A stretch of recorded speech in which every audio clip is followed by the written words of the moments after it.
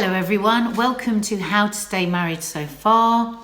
If you're listening on a podcast, we also put this up in glorious Technicolor vision on our YouTube channel, Nadia, Sawalha and Family. So you can just see those sort of asides and looks that we give each other. Great devotion and love and fury. And if you go over to our YouTube channel, make sure you subscribe and hit the notification bell so that you can know always when we upload a new film. So, welcome everybody. Sorry I look as rough as arses. I was going to have You don't look rough. You look au naturel. Well, a bit too au naturel. I keep grabbing you in the kitchen and trying to snog you. But I was going to tart myself up a bit, but then I just really couldn't be bothered. We're shooting this on a Sunday afternoon. I just couldn't be bothered. I'm making myself beautiful on the inside with my green juice. Yes. So, well, I know what this one is about today. Sometimes I don't. And sometimes we've been she doesn't. surprising each other recently. We both had a shared sort of epiphany today, didn't we? Explain it. Yeah, so things have been a bit crazy here in the house for quite a long while, actually. We've been overworking. We because we do a lot of our work from home, we have not been switching off at all. And added to that, over the last couple of weeks, all sorts of things going on with our girls, which has been a bit upsetting. Being buffeted by family issues. So we went for a walk this morning. The house was filled with teenagers. So it was like, oh, come on, let's just get out of the house. Let's take the dogs early. And we were a bit sort of irascible with each other, weren't we? And it was like muggy and it was like, anyway, went to get a coffee. The coffee place was closed. Yeah. So then we thought, walk past the skate park. Oh, I love to look at the skate park. Didn't really look at the skate park. Driving ourselves, walking, making the whole thing really another sort of work thing, really, walking the dogs. Yeah. Anyway, we sat on the bench, didn't we? And said, let's make ourselves just sit here and have 5 minutes properly so we can talk. I'd say the word that we're looking for here is stress. Yeah. And so we ended up having this conversation about how, because of all this stress, and it was so funny because I said to Mark, it's coming between, what did I say? I said, we're not getting on, it's coming between us. Your face was... Yeah, no, it's quite a major one. What do you mean it's coming between us? What, are we splitting up? You still say that after 14 years of marriage. I might be in the body of a 47-year-old man, but at heart, I'm still a boy. In fact, yeah, you did. I'm still this boy. You looked like, putting a lovely photo up there if you're listening on podcast. Yeah, you did. You still sort of thought you were. I went into a panic. Well, but can I just qualify that? Whenever I sit on a park bench, I always remember kissing my first girlfriend on a park bench. So as soon as I sit on a park bench, the fragility of love kicks in. I know. I'm the same because so much went on in the park. Breakups, get-togethers. Yeah, that's where you looked at the boys. Yeah, that's the first time I tried to unclasp unclasp a bra happened on a bench, and we weren't in a bra unclasping situation. And that stressed me out. Right. So he thought he was in a bra unclasping situation. No, I said I didn't think I was in a bra unclasping. Yeah, so I said, and I think it's coming between us, but it was heavier than I really meant heavy. to. No, but it was so heavy I almost heard a tree felled and it landed. It sounded like I'd been thinking for ages ago, there's something between us, but it wasn't. Yeah, it was just like that. It was just wrongly expressed. But what I was trying to say is, and I don't know if any of you, well, I know you will. I know everyone will identify. Anyone in a relationship will identify with this. We got to that point where we were so stressed that we're barking at each other all the time, and being around each other wasn't actually very pleasant. No. Was it? No, there was one point where you took my blueberry muffin out of the door and handed it to me, and it crumbled and went all over the car. And I would be lying if I didn't say I wanted to garrotte you. Yeah, so that wasn't natural, really about wanting to garrotte me. That was about taking the stress. So we've both been upset about barking at each other a lot. You know that thing that you can get into, and I think it's one of the most destructive. Okay, big rows. Nobody wants big rows, but I think it's one of the most destructive things in a relationship because we've had lots of couples counselling, because we've been together a long time. We can get to a point where we go, actually, what are we doing? But we've got us thinking about people that maybe haven't had any couples counselling. It's still really hard, even with the couples counselling. We might just share some of the stuff and how we get out of that sort of loop that you can get into. Because I'm a bloke and I quite like to be focused. Are we talking about bickering as the subject, or are we talking about stress? Well, we're talking about the fact that because we've been stressed, we've been picking on each other. But I can see why you've got a bit confused because I've gone off on one. Well, you haven't said the word stress once. But you have so many times that I haven't felt the need to. Ah, you see, this is a little example of how we start to niggle at each other. So go on, you take it away with stress. Well, I mean, stress manifests itself in different ways for different people, doesn't it? I mean, you say that when I'm stressed, the entire household knows. And you think that when you're stressed, no one knows. That is not actually... right. Rule 1, page 1 of how to have a happy marriage. Don't always write the script for your partner. I'm because not I writing the don't script. actually think that, Mark. I do think that when I'm stressed, it goes through the house. I think as a family, we all traditionally... I mean, we both have and had in different ways, and our careers and jobs are very changeable over the years, but we both have had extraordinarily stressful situations where you're responsible for incredibly complicated things and you're dealing with so many things, and this is separate to family. And so there was a period of time where I was eternally stressed in a work scenario, running a business and everything, and it became the sort of the credo that Dad is stressed most of the time. You know, he's stressed when he's driving, he's stressed when he's at home. I was always... I'm disagreeing with any. No, I know you're not disagreeing with any of this. And there are moments... You do go from 0 to 100 pretty quick. Yeah. But I find you really stressful to be around. Well, this is what we got to on the bench, wasn't it? We both said... Oh, that was it. I said, I don't think we're very good for each other. That was the line. What would you make of that? That was the line. You went, what do you mean? I was splitting up. But what I meant by that is that we are both stress addicts, cortisol addicts, adrenaline addicts, all the stuff that comes when you're stressed. And when we're in that, neither of us are good for each other because we irritate each other, we wind each other up, and then we bite at each other. And then it becomes really horrible for us and actually anyone around us because you can literally feel it crackling in the atmosphere of the house. And what the gist of this podcast is, how does one go from that when you're really stressed and you're taking it out on your partner to just trying to find an equilibrium again? Well, I think, in terms of people who are in stress, I'd say that most of my other relationships were constantly stressful. There's the stress that you can experience as an individual. So there's my stress, there's your stress. We both experience different stresses from different situations. So some will be around the children, many will be around the children, a lot will be around work, things will be around, finances, families, extended families, constant source of stress, genuine upsets. But then there can be the internal stress of being in the family. So just, no one's actually doing anything wrong, but it's quite stressful functioning as part of a family. So for example, I find I probably get stressed by so many different things because I was an only child. That only child. He's holding his photo up again.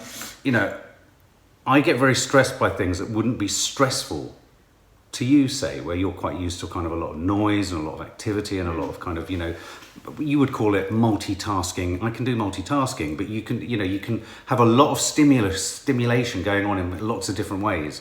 And I can find that quite stressful, and it makes me want to sort of run for the hills. So, I'm finding it more and more stressful the older I get. I want some quiet. There's never any quiet in this house. But I think where problems creep in for couples, and I think this is where our major problems have been over the years, and I wonder if this is the case for any of you guys, is that we assume we know what's going on for the other person, or we choose to think that if the other person is stressed and is behaving in a way that is disagreeable or isn't pleasant or whatever, we simply react to the disagreeable behaviour rather than actually taking a step back and trying to understand where it comes from. I mean, I think you've been very good in understanding of it. I think I would put my hand up and say I'm very quick to just think, oh, she's stressed, rather than why is she stressed? Yeah. I think men do that, and I think that is a little bit, if I'm honest about our gender, a little bit of the little boy kind of, well, what about me? Why are you stressed? It means that we can't just sort of have a laugh and be fun. I just wanted a nice evening. Yeah, absolutely, and I can see how annoying that probably is, but. Yeah, I mean, It's very annoying. You really stress me out. When do I stress you out? Most of the time. Well, you just said that we were bad for each other. I mean, I still haven't recovered from that. We're bad for each other when we get stressed, like any two people are when they get stressed. What's the worst stress? When am I at my worst? I think it's that, I think it's very similar to me when I'm at my worst, is I think that we're big characters, so we react a lot. And I think we need to listen and respond more and react less. I mean, I don't want us to become really zen and really, but I just think I feel at the moment I'm getting massive headaches.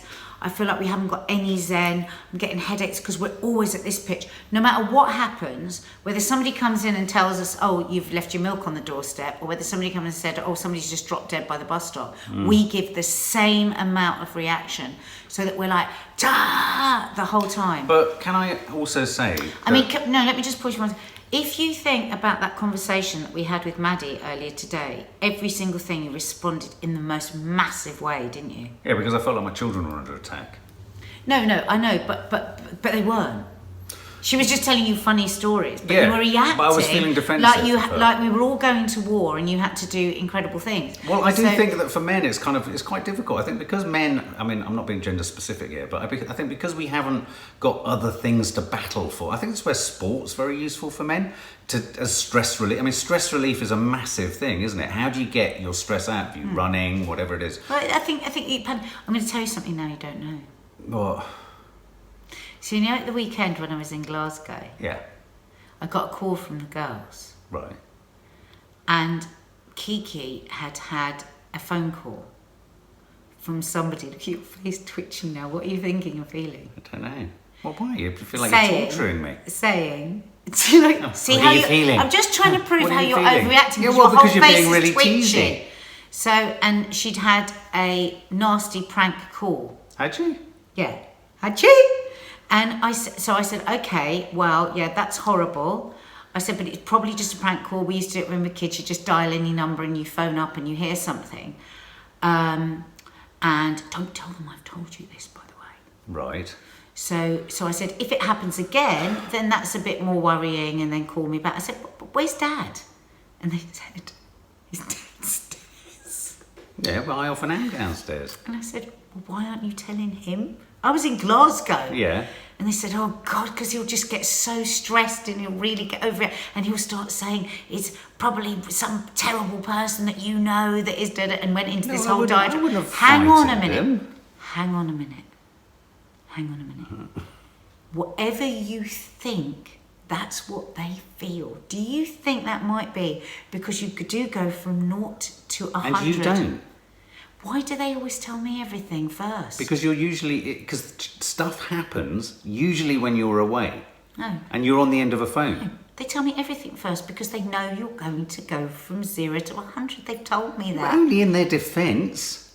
Of course. It's not from a bad place. It's not. That's from, what it's from a dads really do. good... I know. But I'm just saying, you do go very high, very fast, babe. But this is coming from the woman who'll walk through the door, and as soon as you've walked through the door on your phone, there'll be this... Usually there's this kind of conversation. She'll come in and she'll be on the phone and it'll be like, oh my God! Oh, you're joking! And this is a conversation about the fact that someone at work has come off some diet and has started eating nuts. No, but... And that level of stress in a normal conversation isn't normal. And it stresses me out. So when you walk in with your energy, it's stress energy. And it throws me off, and then I get stressed when I just want to run for the hills. Hence why when we were sat on the park bench today, I said to you, we are equal, did I not? I said, I'm not sitting... It sounded like you were splitting up with me. Hang on a minute. Did I not say to you, I'm not coming for a position of somebody that's doing this right? You just said we're bad for each other. Mark, come on, don't. I say to you, I'm not coming from a position of I'm doing this right. I'm saying we are both equally going from 1 to 100 too much, and then we're taking it out on each other, we're biting at each other, and our stress is manifesting itself in a negative way in our relationship. I feel a bit sad that the girls didn't feel they could talk to me. So crisis was kicking off upstairs, and the safest person they were with, they didn't feel they could turn to. Because to get you overreact. Well, if because someone's prank calling them, it's going to be some little shit, isn't it? Who I need that to is deal exactly. with. That's what they thought. Yeah. Find their number, call the police, 141's whatever it is, get them on the phone, FaceTime them, yank them down the station. What the hell are you doing? Sort them out. Who's your parent? Get them, yeah. Like my nan. That's not stress. That's just effective parenting. Yeah, well, I said to them, it's probably just one. It's probably nobody you know, and it's one number. If somebody calls back, then it is somebody. Obviously, nobody they didn't ever called back. Oh, well, there you go. So we didn't need to go from 1 to 100. Okay. There are many times where they also say to me that they don't feel they can wholly open up about certain things with you because I think they feel stressed around certain subjects with you. So they'll feel stress around. They feel a great, I mean, I know we've talked about food and what have you, but they do feel a burden of responsibility. They don't want to let you down. And I think it's very sweet. And I'm very bad. I'm a classic dad. I let them indulge and da-da-da-da. But they get a level of stress. You teach them to binge as soon as I've left the house. house. Oh my God. Mum's out, let's get a load of shit and eat as much as we can. Yeah, they'll talk to me about eating Doritos, but they won't talk to me about stress. Yeah, they'll come to you to binge. Good for you. But you bring a different type of stress into the house. I might get stressed, you know. Darling, I am 100% saying so we what are are you 50, most stressed 50. about? No, I'm saying to you we're 50-50. But this podcast is about how do we not behave the way we are on this podcast? Yeah, but we're behaving like it now. We're doing it now. We're doing it now. Does anyone else do this? We're doing it. I do think there are periods of time where we get so irascible with each other. Because we're so stressed. Because it becomes, is it because we're stressed? Just because I think we don't take enough mindful moments. It's like we were saying, you know, if the dogs are barking or they're wagging their tail, we're like, what do you want? What do you want? We're not taking time with each other. We're not saying, that's why when I came in from the party, I thought, I'm going to sit down and I'm just going to say to Maddie, tell me everything about your evening last night. She had some friends over. And she did, and I listened. And a couple of times I wanted to get up, I wanted to do things. And then when you came in and she told you all again, I sat and I listened to it again. It was really nice. And it's those things that will stop the bickering, because everything is when you're stressed, everything that your other partner says or doesn't listen to or you don't hear or you have to repeat becomes like a way of releasing your stress. Bah! So we bark at each other to release our stress. It's a form of stress relief. Yeah, it's a form of stress relief, exactly. And stress relief within a marriage, that's not a good way to relieve stress. But it's by barking at each other. But I would go. But then sometimes when we have these kind of conversations and these blow-ups, and we get to a sort of critical moment where it's like, oh, hang on a minute, yeah, we've got to get a bit more zen and a bit more. These are the points at which I get a bit nervous because these are the points at which I'll start to get a little bit more private. Oh, you're going to say stress. No, I get more stressed because I think, well, I'm not going to share as much because sharing it is a huge. But that's not what I'm saying. No, that's not what you're saying. But I'm talking about how I make myself stressed. I think. Sometimes stress is an addiction. I think we are addicted. We're both addicted. We are addicted to stress. Absolutely. We actually hormonally like the shot in our arm that we get. Cortisol and adrenaline are two free drugs that we create in our own body. Cortisol and adrenaline are only supposed to be used when you're running for your life. Go back to my point. But in the Western world, we use it all the time for anything. And I go back to my point about how, you know, men, I can talk about men specifically because I am a man, haven't had that whole thing of having to sort of literally fend for your family's life, fend for food, or even in my grandfather's generation, go through the bloody fear of being blown up. To war. You know, all of that stuff. So we have a sort of surplus of stress energy that does get focused into work and phones and social media, or just this pointless, you know, stuff. And yet it builds.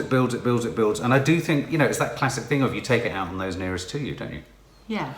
So if we're talking about how to stay married, and I think what we need to do next, I think we've established all that. I think what we need to do now is talk about I'm really stressed right now. My heart is pounding. If some people are listening to us and they're in a relationship and they are really identifying with what we're saying and feel like they're stuck in that loop with their partner where they're taking it out on each other, how can they break that cycle? Well, the first thing I would suggest is that as soon as you're both back from work or from whatever it is you're doing that day, once you're back at home in a situation where you can afford each other go for a walk. 1 to 2 minutes without any distraction. And I mean that with the kids. It could be that the kids are, you know, it's a point where they are allowed to be on their phone and talking to their friends on social media, or they're playing a game, or they're doing something, they're doing their homework, or whatever. But you get 2 minutes, and you do the thing that we used to do to work argumentative subjects out of, which is let me hear what how your day's been today.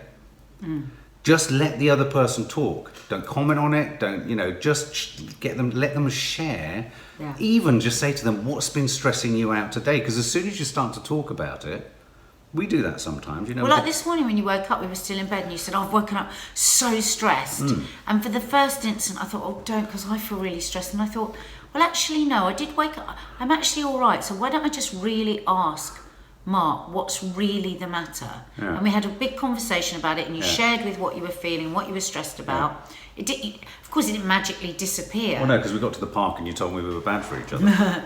It didn't magically but I think that's a good thing. But I think also if you want to get that conversation started, my advice would be is to not go in with it with anger. So like today, when I was talking to Mark, I said, listen, I think we're stuck in a bit of a rut at the moment where we're stressed and we're equally taking it out on each other.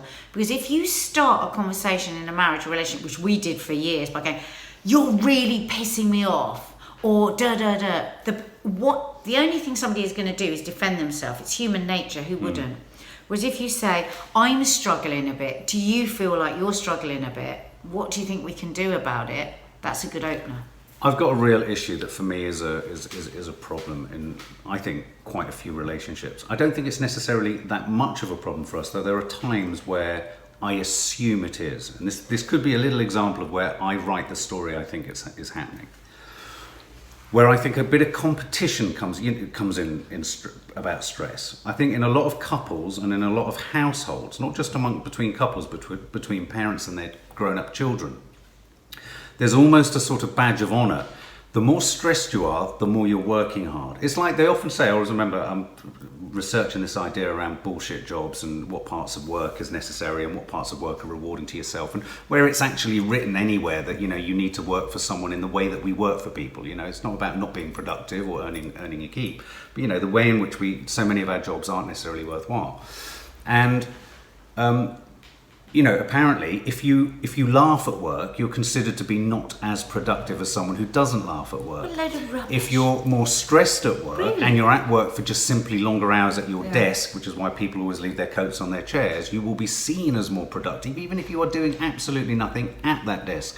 And so I do think between couples, there are times where I sometimes worry, and we've had some really bad arguments where I've thought, hang on a minute, I know you're stressed, but there's a sort of value judgment sometimes, I think, and I'm going to put my neck on the line here and say, I think women genuinely think they have more stress to deal with than men because they're mothers as well as working in whatever job they have, and there is an assumption that their stress or your stress is somehow more valid. And I think it's kind of almost a taboo to even say that, but I think it needs to be said because I think a lot of relationships buckle under the stress of that, literally.